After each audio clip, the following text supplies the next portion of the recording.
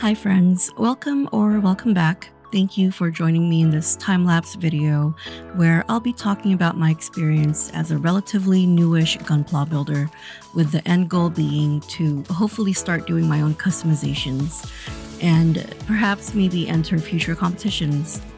In this video, I'll be featuring my favorite unit from Gundam Wing, which is Deathscythe. So, not trying to age myself here, but I first saw Gundam Wing when I was a kid in the 90s. This was way before access to anime was on demand and consumed regularly, unlike how it is today. I'm talking about waiting for a specific time slot for 1 to 2 episodes a week to play on a local public access network.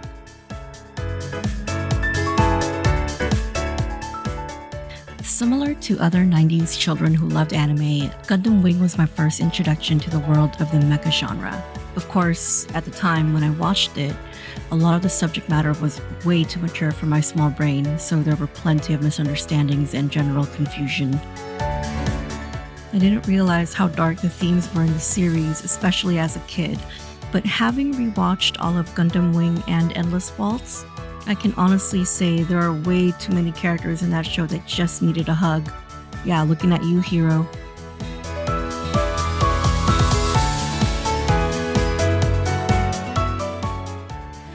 My current build process goes something like this, and honestly I have no idea if this will make any sense to anyone else.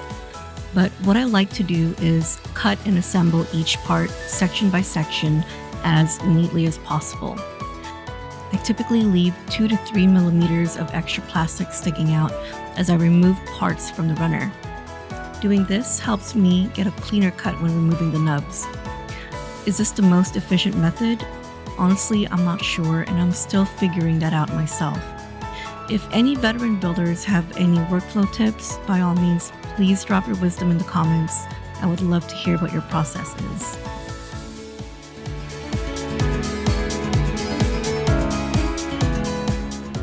One of the biggest reasons why I love this unit so much has a great deal to do with its pilot, Duo Maxwell. I know there's the glaring contrast between the two that it almost seems like an absurd pairing. Like, would you pair champagne with some fried chicken? My mind says no, but my heart says heck yes. Anyway, you've got Duo, a guy who cracks jokes mid-battle, wears a priest outfit like he's at a street fashion show for ultra-religious hype beasts, and nicknames himself Shinigami, or God of Death, with zero irony.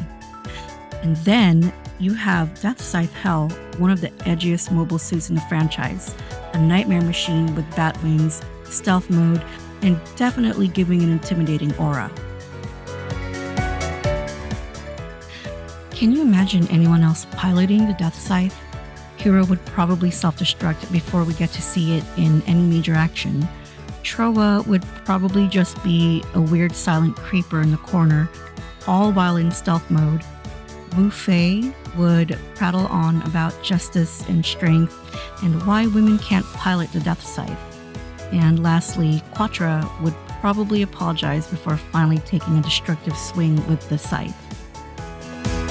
So I suppose it's in that odd pairing that accentuates why the duo makes so much sense.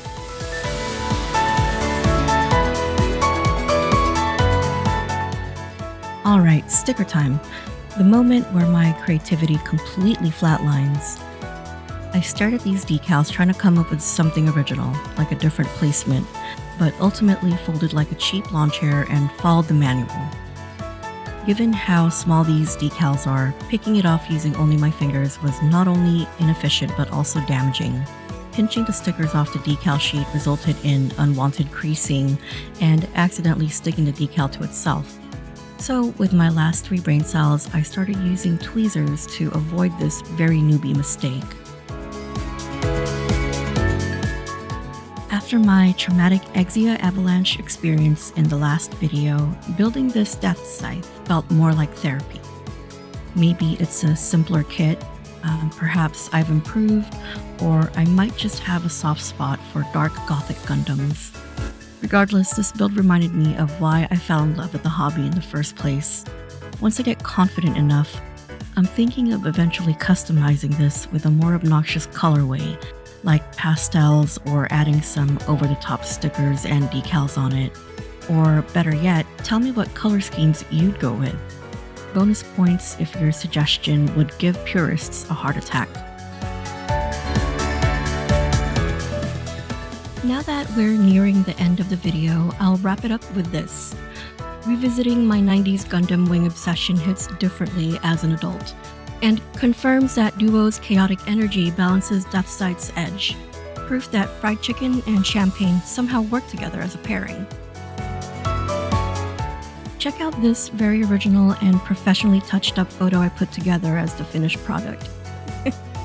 On a serious note though, thank you all for watching. If you enjoyed this mess, you're my kind of chaos. Big thanks to Bandai for making kits, and bigger thanks to Tweezers for saving me from myself. Until next time, see you all in the next video. Bye bye.